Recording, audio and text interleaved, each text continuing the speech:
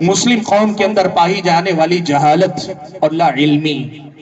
ہمارے اور آپ کے سماج میں جہالت اور لا علمی کا دور ہے.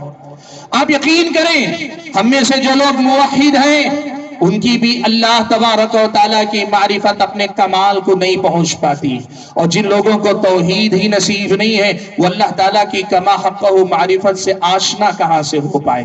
بہت سارے لوگ اللہ تعالیٰ کے بارے میں جو باتیں اللہ نے بتائی ان سے واقف نہیں، پیارے نبی صلی اللہ علیہ وسلم کے بارے میں کما حقہ معرفت نہیں، دین اسلام کو نہیں جانتے.